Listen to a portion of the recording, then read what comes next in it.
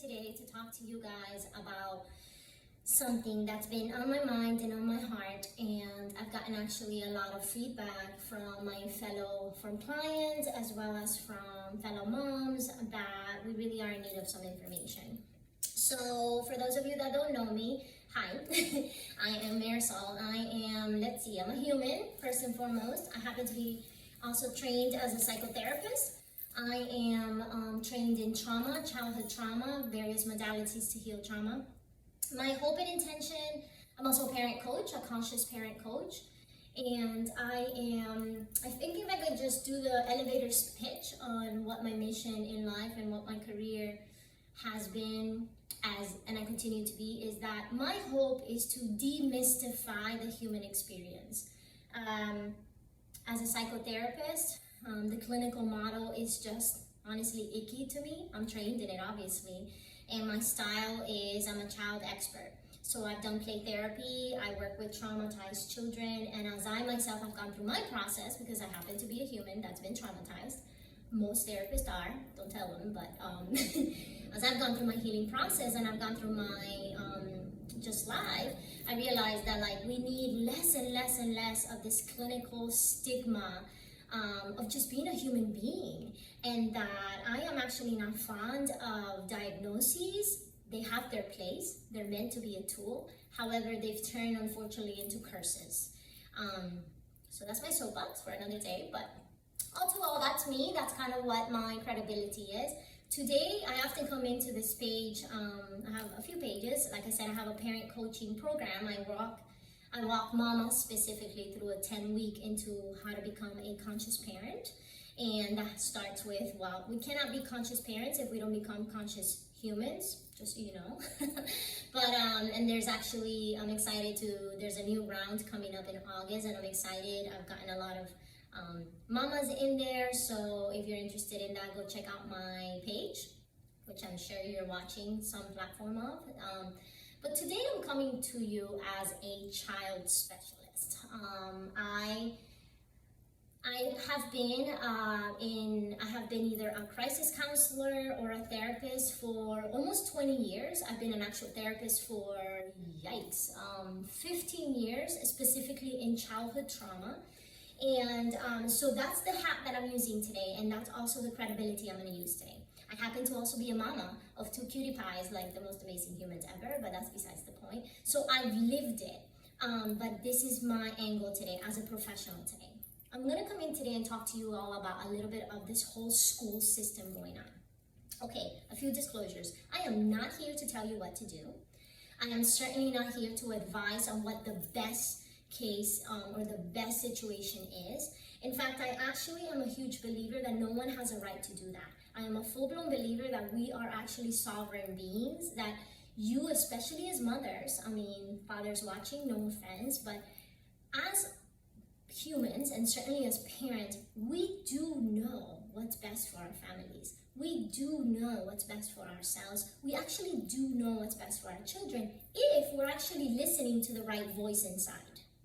You see, the voice of trauma, the voice of fear, the voice of wounds, it's not really the voice that should be leading our decisions. It's basically a terrified inner child trying to protect us, okay? But there's a deeper knowing, there's a deeper voice in there. Our conscious present self knows, all right? Part of my work as a trauma therapist is to get us back to that voice. And there's so much chaos inside when we're going through a painful experience or when we're going through a crisis that trauma really just removes the ability to tap into that source, okay? So you do know what's best for your family. You will, and I have absolutely no judgment. Who am I to judge, right? I have absolutely no judgment whether you guys send your children to school physically, if you do virtual, if you do homeschooling, if you decide to, join clown school and forget school. No judgment whatsoever, okay?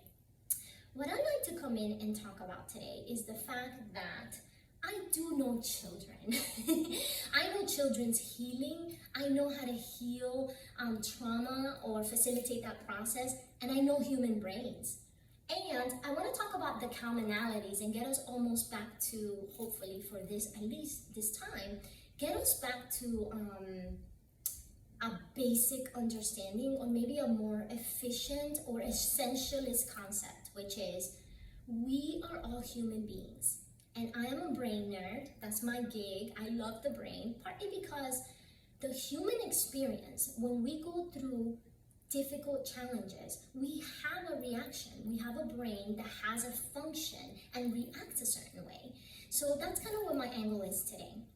So we are all going through an insane time. I want to sort of slow down, and there's so much fatigue about the fact that we're in this experience. But I want to slow down, forget politics, forget people's experiences right now individually, forget masks for a second. Please forget that there's even a germ going on. Excuse me. There's a pandemic going on. Historically speaking, none of us have gone through this before. Historically speaking, we're going through quite a stressful experience. One that sends us all, because last time I checked, we're all human. Okay, last time I checked, just like all of us, for the most part, have an organism that works pretty kind of consistently and similarly. We have a brain that works in a similar way. Now, my favorite thing about being alive here and now, as a specialist, as a professional, as a scientist, because ultimately that's what I am. I got a master's degree in, the study of human behavior. Is when we get to the place in which science starts telling us the same thing that like poetry has told us since the beginning of time, or major religions, and I'm not talking about religion, but major spiritual truths start to sound like the latest medical model, and I'm like, yeah, that's cute how we thought we had it figured out, like kids first figure out and find out something, and they're like blown away, and they come and they tell you because you clearly never heard this information, and they believe that they discovered it. I kind of feel like sometimes in the medical field, and certainly in the world of psychology, that's what happens. Is like we come up with the latest study, we come up with the most amazing research. Brene Brown is my gal. I mean, that's my spirit human right there. But like you get to the point where it's like the basic truth, which is like, hey, we kind of need each other. Or hey, when we feel like we don't belong, we kind of go cray cray. Duh. So anyways, not to minimize either or world, I love, like one of my passions is to find commonalities in everything. I'm a Spanish speaker, I'm a romance model, I'm a romantic at heart. And when I find the same message being said in different ways, it's like my favorite. If you've worked with me, if you're a friend of mine, or if you're a client of mine, you know that I use metaphors. I butcher a million of them. Some don't translate. I use metaphors and I use examples and I use analogies to try and get the point across in a way that makes sense to a different part of our brain or a different human being. So that's my hope for today. We are humans, guys, all of us. Okay, and even if there is actual physiological changes in our brain, we all have a limbic system. We have a reptilian brain, which is the one that takes care of the absolute, like it's the actual animal in us. Breathing, regular, any kind of body related activities. Like if I go brain dead, but I'm still like kind of alive, the reptilian brain is the one that is in charge. It's a good thing that I have no control over my reptilian brain, because as much as I need to drink water and eat foods to gain weight right now because I'm into bodybuilding, but that's besides the point, I will forget. Like it does not need to be like, if I forget to, crank up my heart, I might have a situation, So this is automatic. We cannot control our reptilian brain, okay? So the brainstem, and people think that it's all in here, but remember we have neurons everywhere. Just so you're saying, we are connected. Like there's not a part of our body that's not interconnected. Okay, we talk about the brain because that makes most sense. But the brainstem and the cord, the actual spine of